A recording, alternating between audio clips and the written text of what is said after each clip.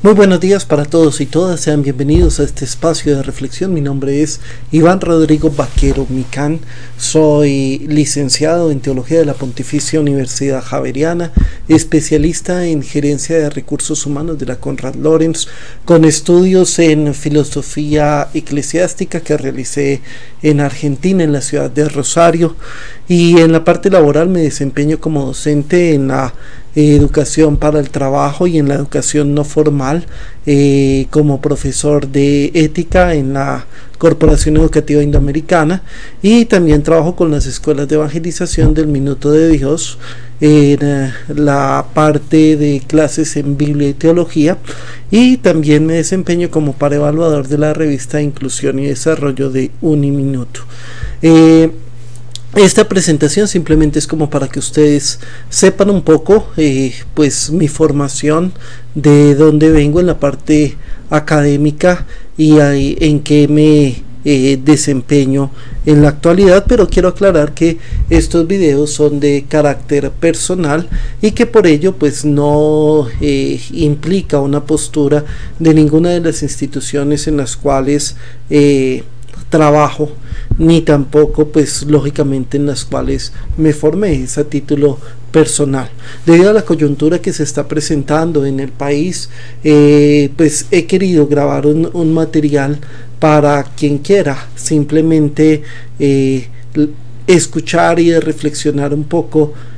con mayor profundidad en algunas cosas. Es un material que he querido grabar desde hace días, pero por problemas técnicos no lo había podido hacer.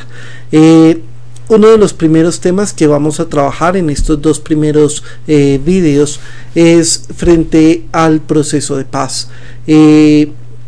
Sin lugar a dudas estamos ante un momento histórico, pero es un momento que tiene que ser reflexionado y que tiene que ser visto con detenimiento. Y por eso quiero en este primer espacio generar como una pequeña reflexión frente a los grupos que forman parte o que han formado parte del conflicto armado en Colombia, para que podamos también tener una claridad sobre qué tipo de personas son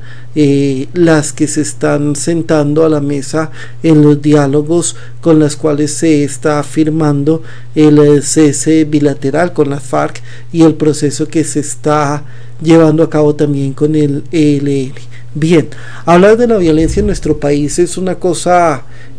cotidiana. Nunca hemos tenido un periodo realmente de paz. Pensar que la violencia en Colombia viene de los 60 o 50 años con las FARC y que pues ellos son los responsables de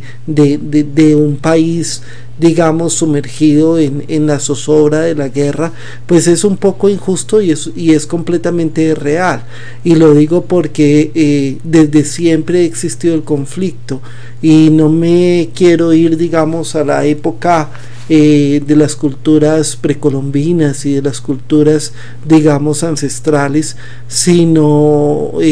mirando incluso después de la independencia, podemos encontrar y evidenciar cómo ya se encuentra una disputa muy grande entre Bolívar y Santander, con dos proyectos completamente distintos frente al gobierno y frente a lo que se debía hacer con los territorios independizados. Uno que quería consolidar una gran unión y un solo gobierno y una sola estructura, y Santander que veía que eso era insostenible y que por eso tenía que ser digamos un poco más reducido y centralista la cuestión. Y entonces si uno lo mira desde el punto de vista de la correspondencia que ustedes pueden evidenciar en los libros que se encuentran en las mismas bibliotecas, nos vamos a dar cuenta que la violencia entre ellos fue bastante fuerte, ¿no? Lleva al exilio a Santander y lleva también a intentos y atentados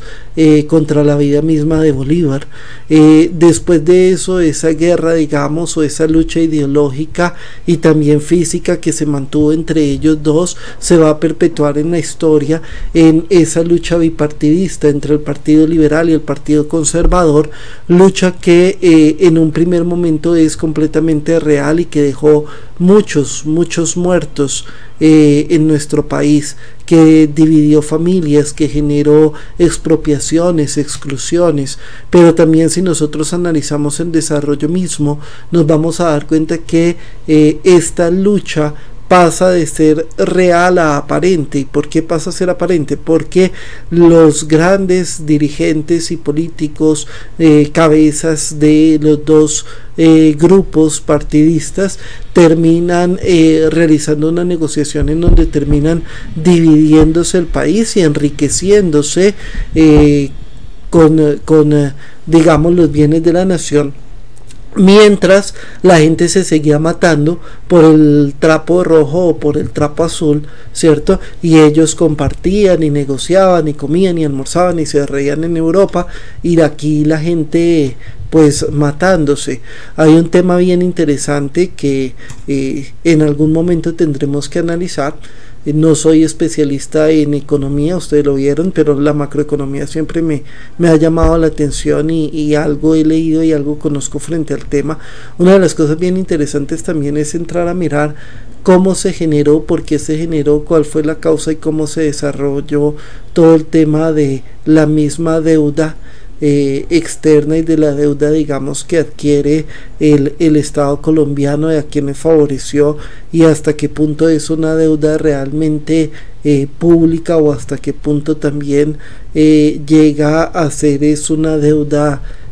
privada que nos endosaron a la parte del Estado, ¿no? Esas son cosas bien interesantes para analizar. Pero bueno, continuemos con la reflexión. Después de esa lucha bipartidista, llega un momento en donde los partidos en teoría se ponen de acuerdo para frenar la cantidad de muertos y de violencia, y se genera una coalición, una alianza, que fue lo que se conoció con el nombre del Frente Nacional. Entonces ellos se repartieron el gobierno, 4 años uno, 4 años el otro partido, en una sucesión por un tiempo. Y ahí hay una cosa que es bien interesante y que tenemos que entrar a mirar, y es la causa. ¿Por qué lo señalo? Porque por un lado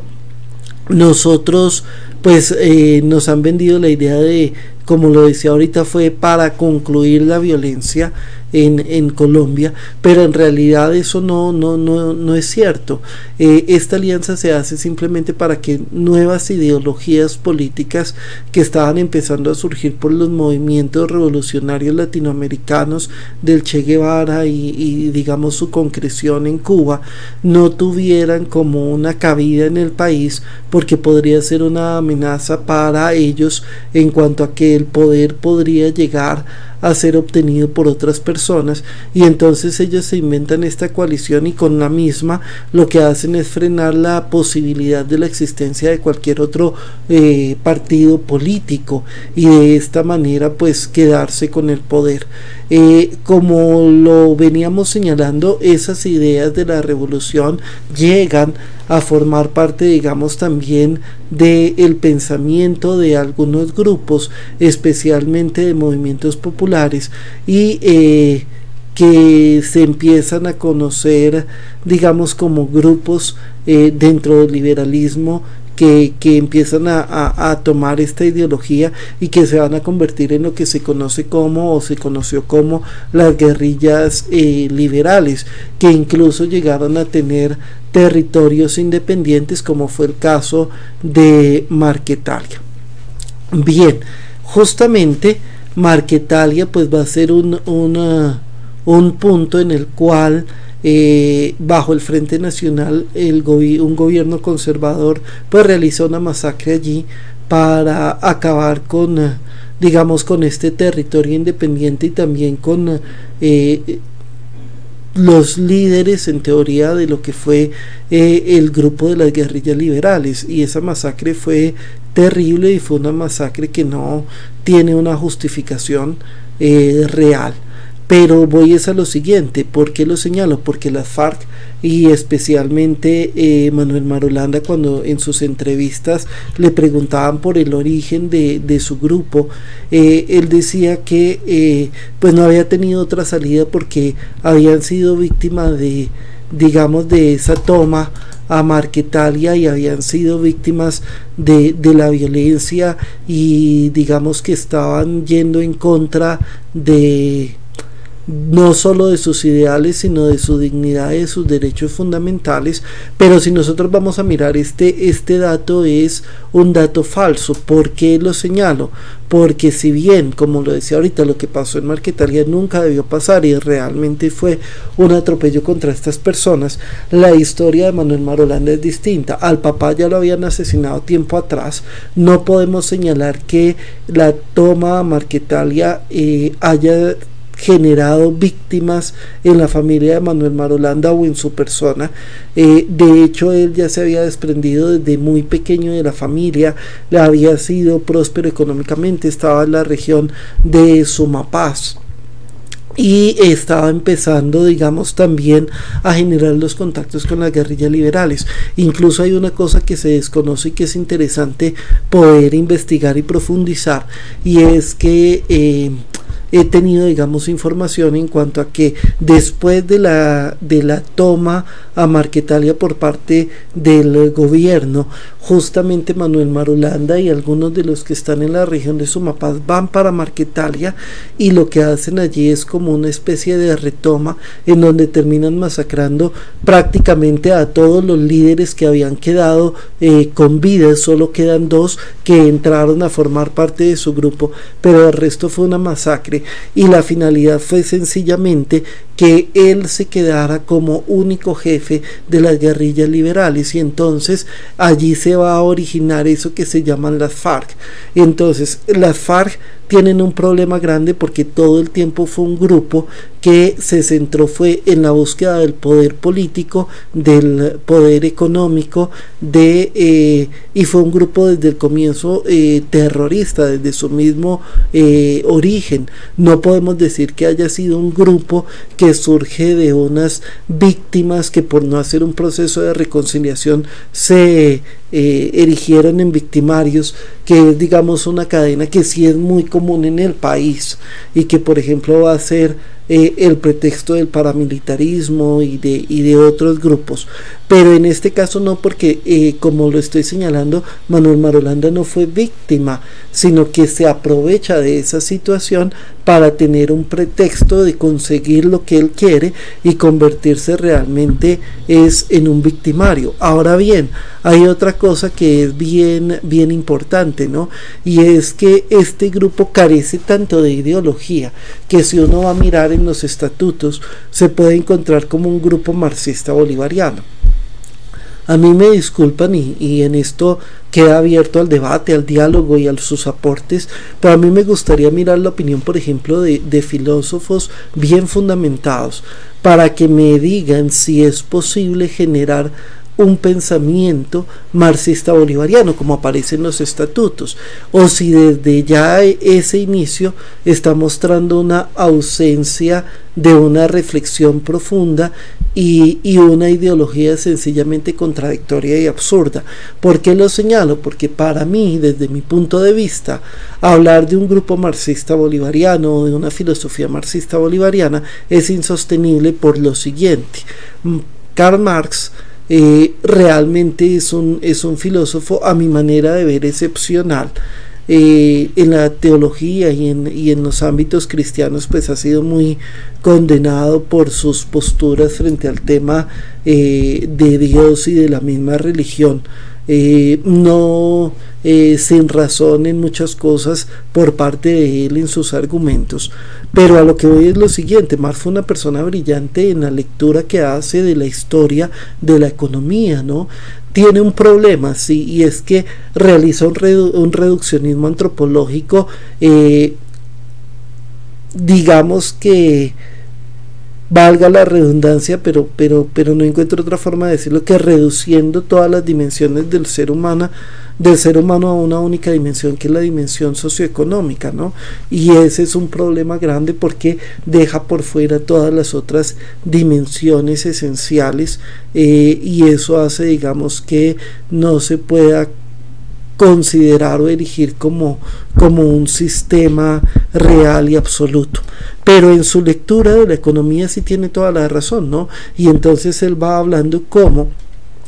en la historia se fue pasando de un sistema de intercambio de trueque a generarle valor a los productos, y la diferencia de precio entre un producto y otro empezó a generar eso que él denomina la plusvalía, y esa plusvalía va llevando a la diferencia de clases, y esa diferencia de clases fue llevando poco a poco a que unos pocos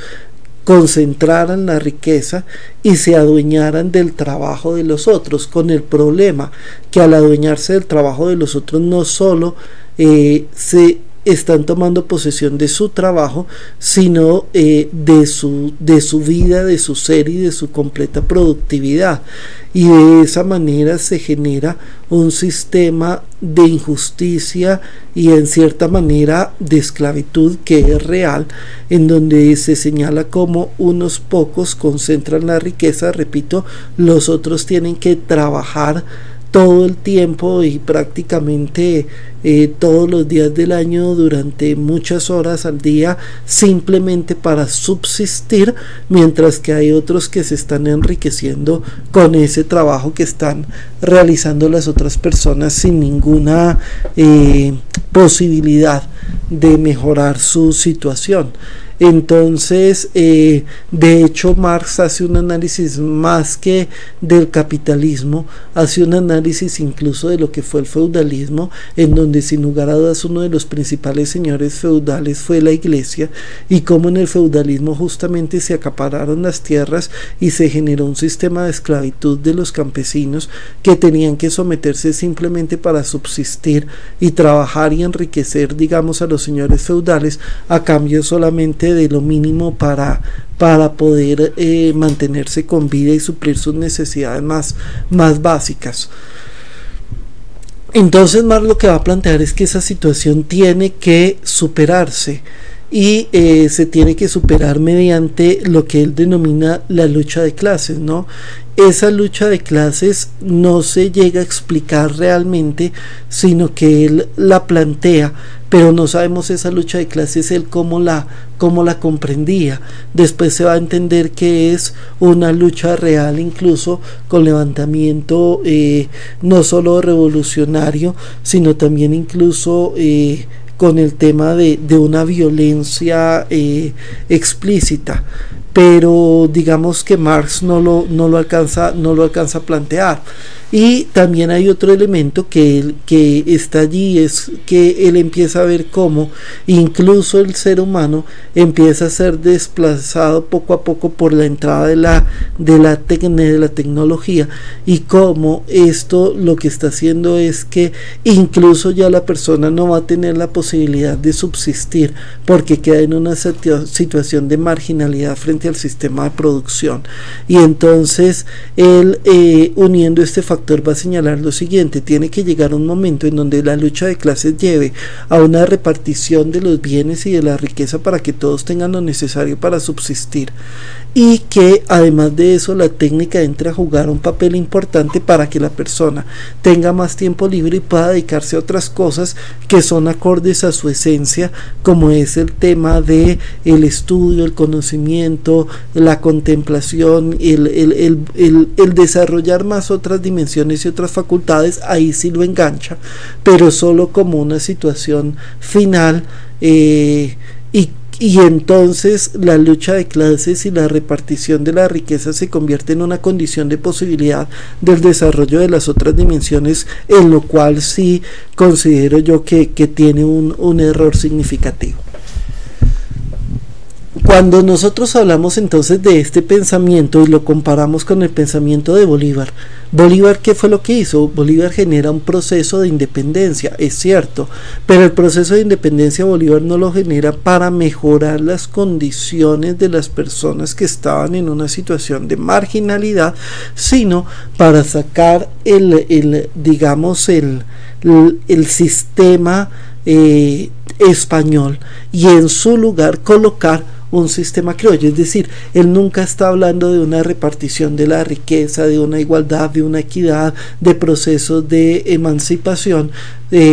digamos, económico y de repartición de la riqueza, sino de un proceso de emancipación de la corona española para colocar en su lugar los criollos, lógicamente él y sus amigos, ¿cierto? Pero mantener un sistema completamente jerárquico, piramidal, y se podría decir también semifeudal. Entonces, si nosotros miramos, las finalidades son distintas, porque la finalidad de la lucha de clases para uno tiene que ser la repartición real de la riqueza, mientras que para el otro la finalidad de la lucha tendría que ser cambiar los personajes de la estructura, pero mantener la estructura, mantener el statu quo. Y entonces ahí es donde me parece que termina siendo incompatible un pensamiento marxista bolivariano. Bien, otro grupo que aparece allí, bueno, sobre las FARC decir entonces que no tienen una ideología real y que lo que van a tomar son las posturas del marxismo, pero bajo la ideología de la implementación en Cuba, con lo cual se pretende un comunismo, un socialismo para llegar a un comunismo, pero es completamente falaz, porque lo que se busca es justamente el ideal de Bolívar y no de Marx, es decir, quitar a las personas que están ejerciendo el poder para colocarse ellos en el poder y poner a todos a trabajar para ellos, ¿no? Es curioso, por ejemplo, cómo en Cuba los hermanos Castro están entre las personas más adineradas del mundo, mientras que su país pues está en una situación no tan buena. Sin embargo, yo en eso también soy justo, tampoco es tan mala, porque si nosotros vamos a comparar el estilo de vida de ellos con el estilo de vida que tiene la mayor parte de nuestros compatriotas, la diferencia incluso llega a ser grande a favor de lo que ocurre allí, ¿no? Por lo menos allá sufren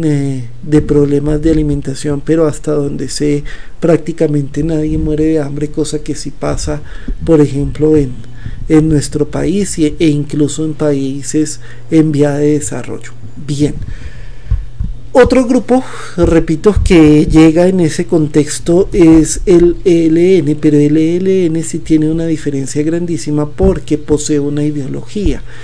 El ELN en su primer momento estuvo inspirado, guiado por sacerdotes, y dentro de ellos uno de los más importantes pues fue el cura Camilo, y lo que él hace es implementar lo que va a ser la teología de la liberación. Para muchos la teología de la liberación es una incógnita y de hecho ha sido muy satanizada. Tiene cosas muy buenas, brillantes, tiene cosas malas. Dentro de las cosas buenas me parece que es un despertar de la teología a reconstituir las categorías fundamentales de la justicia y el derecho, que salen justamente de la experiencia de la salida de Egipto y que se van a convertir en los dos pilares de la enseñanza y del mensaje de los profetas del siglo, especialmente del siglo VIII, y que después se retomará en el posexilio, ¿no? La justicia y el derecho. ¿Eso qué quiere decir? Que Dios no quiere la esclavitud, no quiere la opresión, no quiere la injusticia, no quiere que haya concentración de la riqueza, no quiere que se expropie, no quiere que unos se valgan de el poderío para dejar cada vez más en la ruina a otros, sino que lo que él quiere es un sistema de fraternidad, de solidaridad, de una sociedad contraste, que es como Israel en un primer momento se tiene que comprender a sí mismo, y que va a ser el mensaje también, o una parte del mensaje esencial en la enseñanza de Jesús, ¿no? Entonces, traer rescatar esas categorías al hoy, y especialmente en ese despertar de esa conciencia de que hay que hacer algo para cambiar el statu quo, pues era algo muy atrayente y era algo muy significativo, ¿no? En donde se empezó a considerar que la construcción del reino era justamente la construcción de una sociedad que sea justa, solidaria, fraterna en la parte económica, y que tenía que acabarse, digamos, ese sistema de injusticia y de desigualdad que estaba generando los que tenían el poder. Allí hay un error, sí, grande, y es considerar que el reino se equipara y se reduce a una dimensión económica, y un error aún mucho más grande que la Iglesia nunca ha podido y nunca debe, digamos, aceptar, ni antropológicamente se debe aceptar. Y es el cuestionamiento, de hecho, que yo le hago a muchos de los movimientos de izquierda en el país, y es que generar un odio entre las clases sociales y generar la lucha como condición de posibilidad de la construcción de un país más justo, eso es completamente absurdo. Del odio, del resentimiento, de la venganza, de la fuerza, no puede venir nada positivo. Y entonces esto lo señalo es porque justamente el gran error del cura Camilo y de todos estos líderes que fueron curas y teólogos del ELN fue pensar que el reino se tenía que construir mediante las armas, mediante la lucha, mediante el odio social,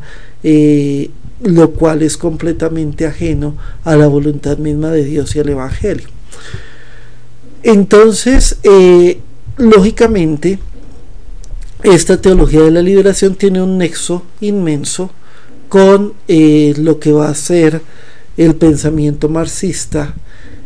y con los ideales del socialismo más que del comunismo. Sería muy interesante que pudiesen establecer una diferencia ustedes entre lo que es el uno y el otro, porque siempre se mencionaron como sinónimos. Incluso uno de los grandes problemas en algunos momentos en la doctrina social de la Iglesia es que no hace una distinción clara entre estos dos sistemas. El socialismo acepta la propiedad privada, pero no de los medios de producción. Los sistemas de producción tienen que ser del Estado, pero de resto se respeta la propiedad privada, y en el socialismo tiene que haber necesariamente una cabeza y una autoridad, mientras que por lo menos en los ideales del comunismo, ¿cierto? E incluso desde la utopía planteada incluso por Tomás Moro, uno encuentra que lo que ellos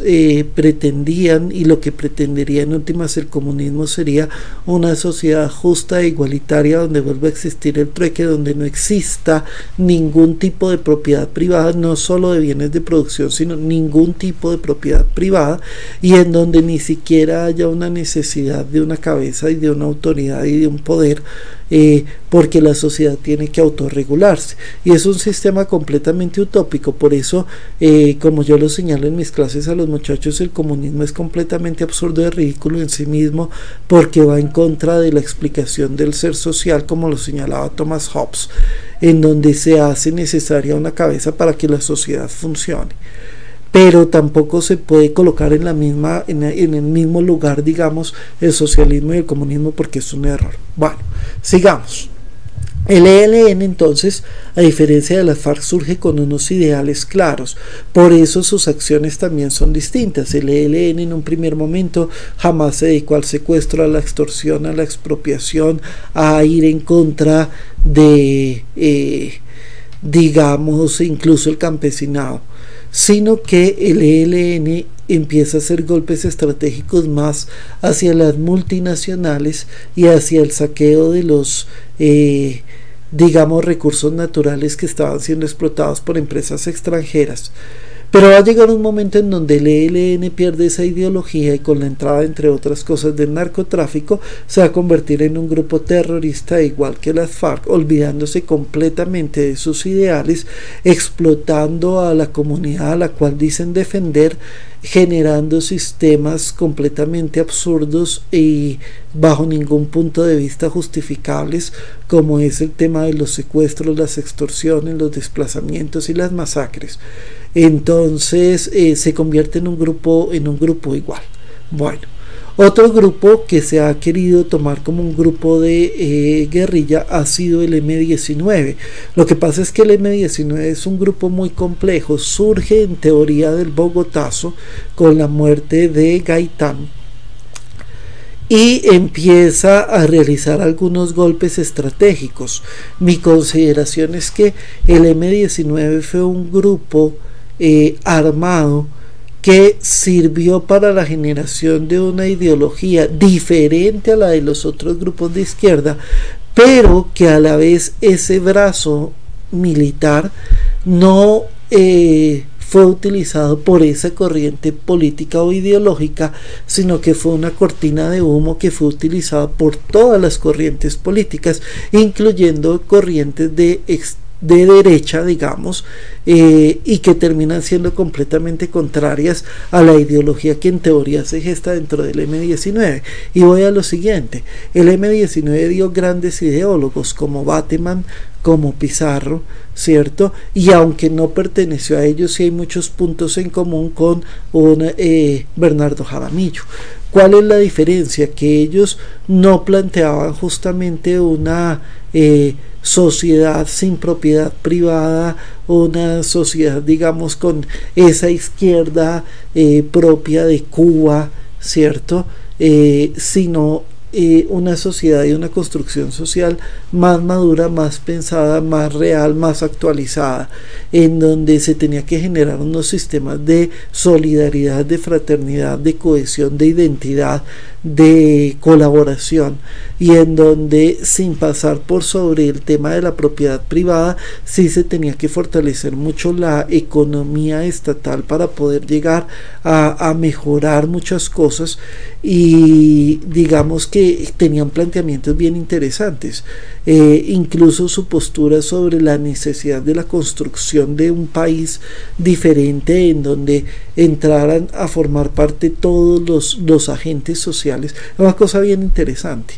Pero voy es al hecho de que esa ideología nunca se ve reflejada en los movimientos que ellos realizan, sino que son movimientos, repito, que son utilizados por distintos grupos. Dentro de los grandes golpes del M-19 está, bueno, en primer lugar, que aparecieron como un Robin Hood. Incluso se señala que robaban camiones que llevaban leche para vender, digamos, en los establecimientos, y se la repartían a la gente pobre. Después de eso fue el robo de la espada de Bolívar, después de eso fue la toma de la embajada, que terminó siendo completamente trágico por la muerte de todas las personas que se dio allí. Terminan realizando el robo de las armas del Cantón Norte, y después de eso concluye con el golpe de la toma del Palacio de Justicia, ¿no? Y ese hecho de la toma del Palacio de Justicia es justamente el que nos permite realizar la reflexión que les venía dando de cómo ese grupo terminó siendo una cortina de humo si uno realizó un análisis detallado de lo que fue la toma de justicia, un análisis, ¿sí?, crítico, uno se da cuenta que esa toma era anunciada, ¿no? De hecho, los círculos de seguridad, los anillos de seguridad son retirados, el M-19 llega. Si era el golpe principal, una de las preguntas claves es ¿por qué los grandes líderes del M-19 no estaban allí si se supone que era la toma del poder? Solamente hay una mujer y de resto son mandos medios bajos, ¿cierto? Pero los grandes ideólogos no participaron de ese hecho, llegan al palacio. Después de eso se da la retoma con una cosa además que nunca se podrá explicar, y es cómo es posible que mediante los cañones que utilizan con los tanques de guerra termina incendiándose un edificio. Eso es algo que, hasta donde tengo entendido, militarmente y desde el punto de vista de la lógica y de la química y de todo lo demás, es sencillamente imposible. Entonces fue un pretexto. El presidente estaba allí, se demoró, salió, todo el show, toda la cosa, y además todos los que eran testigos no solo de la toma y la retoma, sino de otras cosas, terminan siendo asesinados de una manera vil por el mismo Estado, ¿no? Entonces eso nos lleva a pensar que fue una cosa completamente premeditada, y lo que se señala, porque esto no se puede tampoco argumentar aquí en este país, todas las investigaciones terminan antes de poder probar las investigaciones de ese tipo, porque justamente los intereses están detrás. Entonces se supone que, como se supone de los nexos de Uribe con el paramilitarismo, se supone de los nexos de Piedad con las FARC, se supone, entonces aquí también se supone, ¿sí? Se supone que el Estado fue el que mató y asesinó a Jaime Garzón, ¿cierto? En este caso también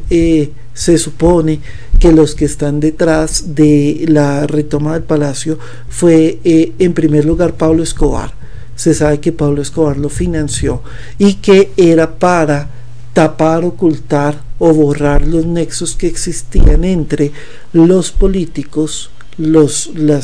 poderes económicos y el narcotráfico en el país. Han sostenido que no, que de esos archivos había copia en otros lugares, pero realmente el incendio no se explica, el motivo de la toma no se explica, el que Pablo Escobar sí lo ordenó, eso está dado, y que tuvo que ser con una intencionalidad clara frente al tema de lo que allí se manejaban, que eran los expedientes, y especialmente lo que tenían que ver con las pruebas para las posibles extradiciones. Eso es claro, e involucraba mucha más gente, pero por ahorita nosotros solo lo podemos dejar en un supuesto. Pero a lo que voy es a que si nosotros analizamos y vemos que termina siendo un grupo que se vende al narcotráfico, que se vende a los poderes políticos, jamás podemos pensar que es un grupo que esté relacionado con los ideólogos reales que surgieron de ese movimiento, sino que terminó siendo un grupo armado y que se vendió al mejor postor, aunque dentro de ese grupo en un momento dado se surgieron ideologías interesantes. Por eso uno encuentra, por ejemplo, la gran distancia entre el señor Petro y lo que fue, por ejemplo, los planteamientos de Bateman y de Pizarro, ¿cierto? Petro es una repetición de las FARC y del pensamiento cubano, no es otra cosa. Es de esos que habla de la lucha de clases, cuando él es una de las personas que tiene gran cantidad de propiedades y de dinero, pero pues él se manifiesta como la persona que va a liderar la lucha contra la oligarquía, ¿no? Completamente coherente. Bueno, así viene desde Marx, pero eso no niega la importancia del pensamiento de Marx. El hecho de que no haya sido coherente con ella, eso es otra cosa. Pero bueno, continuemos. Otro grupo es justamente el paramilitarismo, que surge en teoría como una defensa para los ataques, las explotaciones, las expropiaciones, los secuestros, las masacres que estaba desarrollando la guerrilla, pero en realidad el paramilitarismo es otro grupo que va a ser una cortina de humo. ¿Por qué digo que va a ser una cortina de humo? Porque termina vendiéndose a los intereses políticos, económicos y a los intereses de una parte del país, digamos, con unos intereses claramente definidos, y por ello no va a ser un ejercicio de defensa, sino que también se va a convertir en un ente exactamente igual a las FARC, con masacres, con expropiaciones, con cantidades de muertos, con una relación grandísima con el tema del narcotráfico, vendido completamente a los ideales de y a los intereses particulares de unos pocos, ¿cierto? Entonces va a pasar exactamente lo mismo. Y entonces, ¿qué pasa? Que la dinámica del país vuelve a cambiar, porque había pasado, retomemos, de la guerra bipartidista real a la guerra bipartidista aparente, a la consolidación del Frente Nacional para evitar el surgimiento de otros grupos. De allí entonces pasa por esa etapa de la violencia ya no entre los liberales y los conservadores, sino en la época digamos de la guerrilla y el ejército. Después de eso pasa por toda la época del narcotráfico, que es nefasta, y llega, digamos, a una época de violencia entre lo que va a ser la guerrilla y el paramilitarismo. Pero esta guerra, que al comienzo es real, también va a terminar siendo una guerra aparente, porque al igual que pasó en su época con el Partido Liberal y Conservador, en donde se repartieron el país, en donde ellos eran amigos, tenían el negocio montado y la gente mientras tanto se mataba y se polarizaba en las calles, exactamente lo mismo pasó con la guerrilla y con el paramilitarismo. ¿Cómo es posible que estos grupos convivan y convivieron en las mismas zonas, con algunos periodos de guerra pero otros periodos de paz, repartiéndose las rutas del narcotráfico, de los negocios ilícitos, de la minería, de las extorsiones, de las expropiaciones, ¿cierto? Con una guerra que sí en algunos momentos se encrudecía, pero que también en el fondo y en muchas ocasiones la guerra era inexistente, porque eran amigos y solidarios y se ayudaban y se apoyaban y se reían y almorzaban juntos, incluso no solo las cabezas sino dentro de los mismos combatientes. ¿Qué ha pasado en el país? Que la dinámica otra vez está dando un giro, porque la lucha armada, si bien fue un negocio rentable para todos los grupos y también para el Estado, pero la lucha armada ya es insostenible. Entonces ahora el tema es politizar los grupos para que desde la parte política puedan mantener el poder. El paramilitarismo lo hizo muy bien. Miremos todas las investigaciones que hay de parapolítica. La izquierda, digamos la guerrilla, no lo ha podido hacer tan bien. El proceso de paz no es un proceso de paz, es un proceso que necesita la guerrilla para poder tener un brazo político fuerte y de una vez posicionado para mantener sus negocios particulares. Pero entonces los dos grandes grupos, que son la guerrilla y el paramilitarismo, que nos lo han vendido a nosotros como extrema izquierda y extrema derecha, ¿cierto? Son,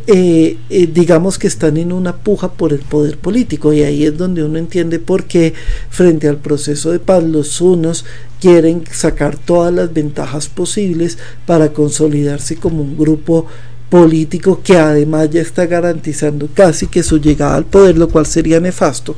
Pero por otro lado tenemos a los otros señores, no lo voy a nombrar porque si no, no se le ha aprobado nada, ¿cierto? Pero saben a quién me refiero, completamente bravo y peleando porque no quiere justamente que ese grupo llegue a tener los mismos privilegios políticos que el grupo de él y que él mismo ya tiene, porque entonces entrarían a negociarse el país nuevamente por debajo de cuerda en las mismas condiciones, y eso es lo que en este momento no se quiere. Entonces estamos en un momento de un pulso de la nueva forma de obtener la presión y el poder por parte de estos dos grupos, y ese nexo tiene que ser ya el nexo político y no el nexo armado. Entonces eso es lo que está pasando a mi manera de ver y en mi análisis personal y subjetivo con el país, y desde allí tenemos que empezar a mirar qué conviene. Lógicamente a todos nos conviene el cese del conflicto, pero tenemos que movernos de una manera inteligente para no permitir que una vez que estos grupos se desmovilicen, el poder político lo adquieran ni los unos ni los otros, sino que se les tiene que quitar a ambos para poder empezar a consolidar un proyecto diferente, independiente, real y sólido de país. Mientras sigamos con el mismo dominio de los dos y con el mismo poder de los dos, el país nunca va a subsistir, porque siempre va a estar respondiendo a intereses particulares. Les agradezco su atención, espero sus comentarios, sus análisis, sus argumentos, sus objetivos para poder ir enriqueciendo este material, para que podamos ir generando un movimiento de conciencia en el país, que es lo que busco, y nos vemos en el próximo. Muchísimas gracias y que estén muy bien.